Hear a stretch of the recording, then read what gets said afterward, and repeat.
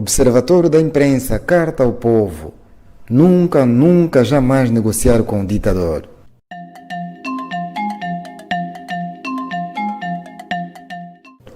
Depois de longos e horrorosos anos de opressão, os poucos que perceberam a necessidade de libertação muitas vezes concluem que a massa geral atingiu a imbecilidade coletiva ao ponto de amar a dor politicamente erguida. Não poucas vezes afirma-se, ao estilo do filósofo francês Étienne de Labiette, na sua obra Discurso da Servidão Voluntária, que o povo sente prazer, está satisfeito e é um tipo de espécie que nasceu para desfrutar com orgulho e louvores a escravidão coletiva. A propósito, isto lembra-me um poema que publiquei no Clube Cap e no jornal Folha 8, intitulado Amor à Opressão. Amor é opressão, oh opressão, amo-te profundamente, opressão. Adoro-te, o teu escarro é o meu adicional para o pão das manhãs solorentas e calorosas. Amo-te, opressão, amo-te no interior da minha mais ínfima partícula quântica. O meu amor pela opressão faz-me desejar que enfies o teu soldado em todos os orifícios do meu corpo. Ah, que prazer você produz, opressão. Que prazer, que gostoso. Enfia as tuas balas, cospe toda a pólvora celestial do meu reino nos meus nervos mandíbulas. O meu corpo faminto deseja este anto redentor, cuspidelas e enfiadelas que me levarão à imortalidade social, política, econômica e transcendental. Por isso desejo-te incessantemente.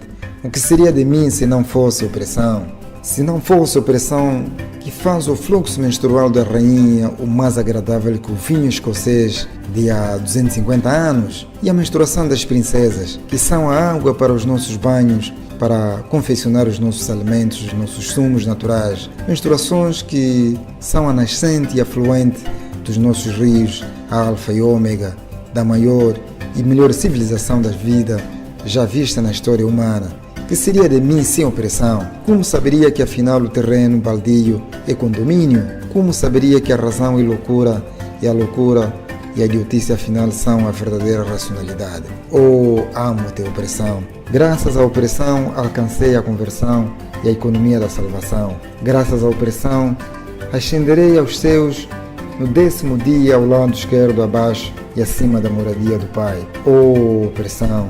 Graças a ti percebi que o xixi é água benta que levar-me-á à purificação.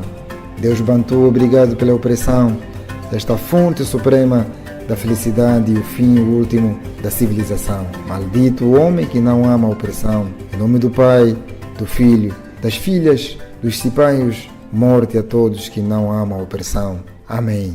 Morrerão porque são apóstatas, blasfemadores e infiéis. Morte morrida absoluta aos que não amam a opressão. Diante desta triste constatação que se traduz em impotência, alguns democratas propõem a negociação como caminho para ir tornando o regime aberto e suave aos poucos. A negociação tem riscos graves. As negociações comportam armadilhas das quais pode ser impossível sair a médio e longo prazo, uma vez que a negociação está a dar-se num contexto de desequilíbrio de poder, da correlação de forças, e o oponente é um selvagem político sedente de poder e com vontade universal de manter os interesses instalados ao longo dos anos. Ideia similar é definida por Gene Sharp ao afirmar que, quando confrontados com os graves problemas de enfrentar uma ditadura, como analisado sucintamente no capítulo 1, algumas pessoas podem cair de volta em submissão passiva. Outros, não vendo qualquer perspectiva de alcançar a democracia, podem concluir que devem chegar a um acordo com a ditadura aparentemente permanente, esperando através de conciliação, de compromisso e negociações, eles possam ser capazes de recuperar alguns elementos positivos e acabar com as brutalidades. Na superfície, a falta de opções realistas há um apelo àquela linha de raciocínio. Talvez os democratas não tenham compreendido os ditadores que podem ter agido por motivos bons em circunstâncias difíceis. Não esqueça que a Líbia o ditador chamou os manifestantes ratos que seriam mortos com facilidade. Poucos dias depois, solicitou a negociação com as ratazanas que se tinham agigantado. méritos e limitações das negociações. Negociações são uma ferramenta muito útil na resolução de certos tipos de problemas e conflitos e não devem ser negligenciadas ou rejeitadas quando são adequadas, mas que fique claro que com o ditador e seus sequazes não se negocia. Uma greve por melhores salários é um bom exemplo do papel apropriado das negociações num conflito. Conflitos trabalhistas com os sindicatos legais são, no entanto, completamente diferentes do que os conflitos nos quais a manutenção de uma ditadura cruel ou a instauração da liberdade política estão em jogo. Quando as questões em jogo são fundamentais, afetando princípios éticos, nacionais ou universais, questões de liberdade humana ou de todo o desenvolvimento futuro da sociedade, as negociações não fornecem uma maneira de alcançar uma solução mutuamente satisfatória. Em algumas questões básicas, não deve haver qualquer compromisso. Só uma mudança nas relações de poder a favor dos democratas pode proteger adequadamente as questões básicas em jogo. Tal mudança ocorrerá por meio da luta, não das negociações, e isso não quer dizer que as negociações nunca devam ser usadas, mas em questões extremas. O ponto aqui é que as negociações não são uma forma realista para remover uma ditadura forte na ausência de uma forte oposição democrática. No contexto de Angola, marcado por uma crise moral e incoerência profunda dos atores que se dizem a favor da democracia, o mais provável que acontecerá, tão logo a negociação comece, os negociadores democráticos podem desaparecer e nunca mais se falar deles.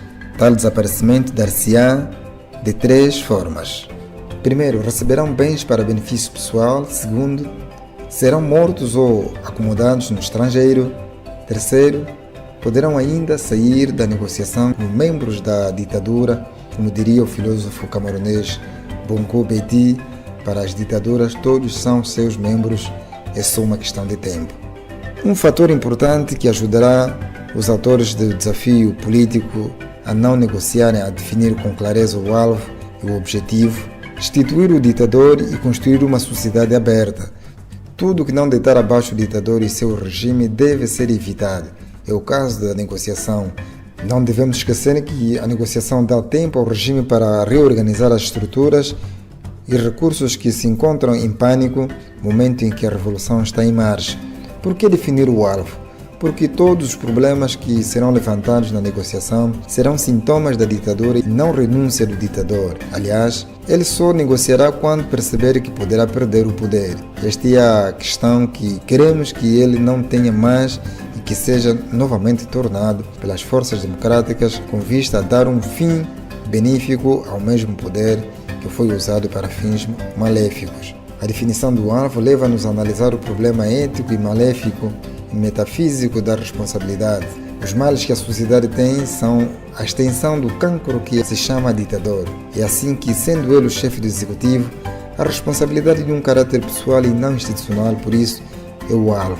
Todo o resto é perda de tempo. Por exemplo, uma sociedade civil que se senta na sala de um hotel para discutir manipulação da mídia, má gestão dos resíduos hospitalares, destruição do direito à memória dos patrimônios arquitetônicos do antigo, pena de morte extrajudicial executados pelas forças do ditador. Tudo isto é perda de tempo e falta de inteligência suficiente, porque isto legitima e ajuda o ditador a dizer para lá fora que há democracia, e isto é fazer o jogo do poder. Condição negociada: quando a ditadura é forte, mas existe uma resistência irritante, os ditadores podem querer negociar a condição da resistência, sob o pretexto de fazer a paz. O convite para negociar o poder parece atraente, mas pode existir graves perigos à espreita na sala de negociações. Sob tais riscos nos referimos nas linhas anteriores. Por outro lado, quando as forças democráticas são excepcionalmente fortes e a ditadura está verdadeiramente ameaçada, os ditadores podem procurar as negociações a fim de salvar o seu controle ou o máximo de riqueza possível. Em nenhum caso, os democratas devem ajudar os ditadores a atingir seus objetivos. Quando Blaise Compaoré estava a ver o cerco apertando, decretou estado de emergência nacional e suspensão da Constituição, uma via aberta para a repressão e negação dos direitos humanos, mas solicitou igualmente negociação, anunciando que já não mais se candidataria. Não havia dúvidas de que só queria manter o poder e nada mais. Os democratas não deram ouvidos ao ditador e o resultado muitos conhecem. A negociação é um erro que mantém e viabiliza a continuidade da opressão ditatorial. Nesses tipos de conflitos, a única função adequada nas negociações pode ocorrer no final de uma batalha decisiva em que o poder dos ditadores tenha sido efetivamente destruído e eles buscam passagem segura pessoal e familiar até a um aeroporto internacional. Nestes casos, por razões humanitárias, devemos permitir saída em segurança. Negociação não significa que os dois lados se sentam juntos em base de igualdade, discutem e resolvem as diferenças que produzem o conflito entre eles. Dois factos devem ser lembrados. Primeiro, nas negociações não há justiça relativa dos pontos de vista conflituantes e os objetivos que determinam o conteúdo de um acordo negociado. Em segundo lugar, o conteúdo de um acordo negociado é largamente determinado pela capacidade de poder de cada lado. Embora esses pontos de negociação possam ser muito discutidos, os resultados reais nas negociações vêm de uma avaliação das situações de poder absoluto e relativo dos grupos em conflito, uma vez que na balança de forças do poder tem tudo: controle econômico, financeiro, igreja, artistas, militares, administração pública, etc. É mais uma razão suficiente para não negociar. Os detentores do direito à revolução só têm um poder simbólico, não menos forte, mas sem capacidade para influência numa mesa de negociação à porta fechada com um ditador selvagem. Normalmente, as forças democráticas têm a vantagem de ser a fonte originária do poder, têm a legitimidade democrática para solicitar de volta o poder que os pertence e a força moral dos propósitos da luta, criar uma boa sociedade aberta onde se respeite a pessoa e haja justiça. Outro tipo de conflito que não o de luta contra uma ditadura, a atenção deve ser prestada ao que cada um dos lados está disposto a ceder a fim de chegar a um acordo. Nas negociações bem-sucedidas, há compromisso, uma divisão das diferenças. Cada lado recebe parte do que quer e cede parte dos seus objetivos. Quando a questão é o desafio político, isto não serve. O alvo é claro: o ditador e seu regime deverão ser remetidos nos livros e nos museus da história. Ditadores agradáveis, ditadores benignos. Os ditadores podem ter muitos motivos e objetivos subjacentes à sua dominação, poder, posição, riqueza, remodelar a sociedade e assim por diante. Devemos nos lembrar de que nenhum destes será atingido se eles abandonarem as suas posições de controle. No caso de as negociações dos ditadores, tentarão preservar os seus objetivos. Seja quais forem as promessas oferecidas por ditadores em qualquer solução negociada, não se deve esquecer que os ditadores podem prometer qualquer coisa para garantir a submissão dos seus adversários democráticos e em seguida descaradamente violar esses mesmos acordos. Se os democratas concordam em suspender a resistência para obter uma suspensão da repressão, eles podem ficar muito decepcionados. Uma interrupção da resistência raramente leva à redução da opressão, uma vez que a força da restrição da oposição interna e internacional tenham sido removida. Os ditadores podem até mesmo tornar a sua opressão e violenta mais brutal do que antes. O colapso da resistência popular muitas vezes elimina a força do contrapeso que limitava o controle e a brutalidade da ditadura. Os tiranos podem então avançar contra e quem quer que seja, porque o tirano tem o poder de atingir apenas a quem falta a força para resistir. Escreveu Chris Hanal Shir Haddad. A resistência não às negociações é essencial para a mudança nos conflitos em questões fundamentais que estão em jogo. Em quase todos os casos, a resistência deve continuar a conduzir os ditadores para fora do poder. O sucesso é mais frequentemente determinado não pela negociação de um acordo, mas através da utilização racional dos meios mais apropriados de resistência disponíveis. É o nosso argumento a ser explorado mais tarde, com mais detalhes, que o desafio político ou a luta não violenta é o meio mais poderoso disponível para aqueles que lutam pela liberdade. Negociar a paz? Que tipo de paz? Nem todo mundo que usa a palavra paz quer a paz com liberdade e justiça. A submissão à opressão cruel, a aquiescência passiva a ditadores cruéis que que cometeram atrocidades em centenas de milhares de pessoas não é a verdadeira paz. Hitler muitas vezes pediu paz com o que ele queria dizer, submissão à sua vontade. A paz dos ditadores é muitas vezes nada mais que a paz da prisão ou do sepulcro. Há outros perigos.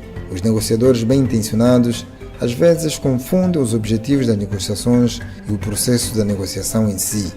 Além disso, negociadores democráticos ou especialistas em negociação estrangeiros, assentes para ajudar as negociações, podem, num único golpe, fornecer aos ditadores a legitimidade interna e internacional que havia sido negada anteriormente devido à sua tomada do Estado, violações dos direitos humanos e brutalidades.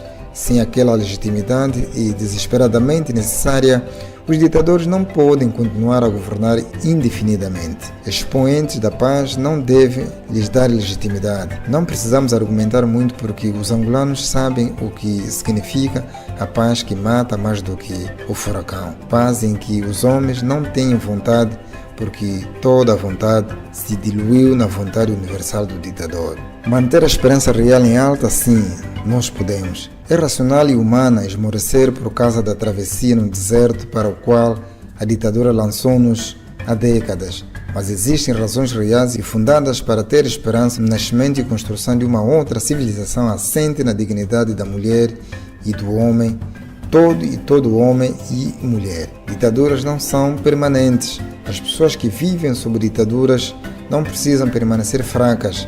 Os ditadores não precisam ser autorizados a permanecer fortes por tempo determinado. Aristóteles escreveu: observou há muito tempo que a oligarquia e a tirania têm vida mais curta do que qualquer outra constituição. Todas juntas, as tiranias não duraram muito tempo. As ditaduras modernas também são vulneráveis, seus pontos fracos podem ser agravados e o poder dos ditadores pode ser desintegrado. Examinaremos esses pontos fracos em detalhes nas linhas adiante.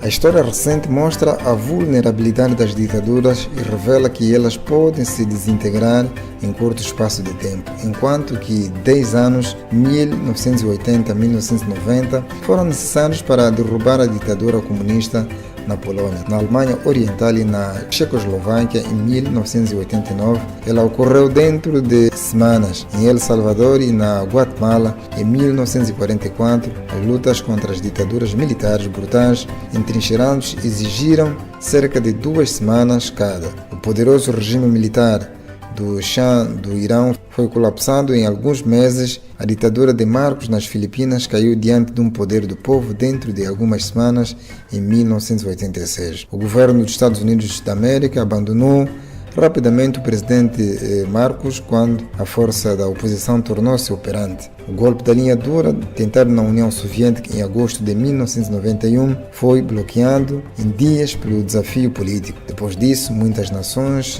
dominadas ao longo do tempo e em poucos dias, semanas, meses, recuperaram suas independências. O antigo preconceito de que meios violentos sempre funcionam rapidamente e meios não violentos exigem mais tempo, claramente não é válido. Embora muito tempo possa ser necessário para a evolução da situação e da sociedade subjacentes, a luta efetiva contra uma ditadura por vezes ocorre de forma relativamente rápida através da luta não violenta. O equívoco do pensamento angolano sobre a negociação. Em Angola existem basicamente 3 correntes que visam mudar o quadro atual da ditadura para a democracia. Uma é defendida por Marcolino Mocco na sua obra Angola, a terceira alternativa. O autor afirma que é um método de negociação proposto a todos os atores políticos e à sociedade civil. Segundo Mocco, para que Angola possa ultrapassar o quadro atual, é necessário que o presidente do MPLA, na altura José Eduardo dos Santos, convoque todas as vontades nacionais com vista a discutir o futuro do país. Classifico a proposta de Mocco como uma negociação vertical. É vertical porque a iniciativa parte de cima para baixo. O Manifesto pela Concertação Multissetorial de Angola propõe que o presidente desça do seu pedestal e dialogue com a sociedade com vista a encontrar uma solução viável e favorável para todos, mas com garantias de que não serão responsabilizados nenhuma barbaridade protagonizada no passado. Esta proposta podemos chamá-la de negociação horizontal. É horizontal porque parte de baixo para cima, convocando todos para que, no momento da negociação, hipoteticamente sejam da mesma condição e valerá somente a força do argumento e da racionalidade. Tal como foi afirmado acima, a negociação serve para outro tipo de conflitos, mas não para detonar as ditaduras, pelo que tanto a negociação horizontal quanto a negociação vertical são inviáveis para o propósito deste texto dinamitar e detonar a ditadura, reservando-a o lugar ideal, o escombro da história negativa.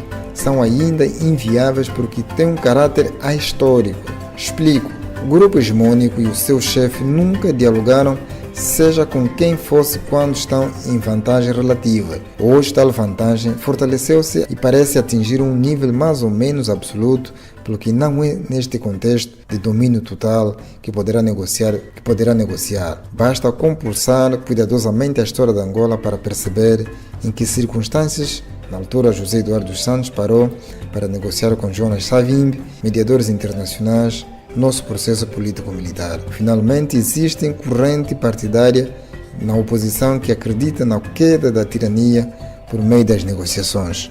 Estas correntes são um alerta para as forças democráticas que aderiram ao desafio político, ao direito à revolução como solução pacífica. É um alerta porque permite-nos saber que nem todos concordarão conosco, nem todos deixarão de cooperar com o regime. Isto verificar-se-á nas mais variadas esferas, por isso há que contar com as forças daqueles que acreditam no direito à resistência, que dá voz e vida às ruas, ruelas e avenidas como veia segura para a queda, fim do autoritarismo e evitar o nascimento de uma nova ditadura que está sempre à espreita. Basta analisar o comportamento daqueles que não detêm o poder governante hoje. Escrito por Domingos da Cruz, leitura Marcos Filho.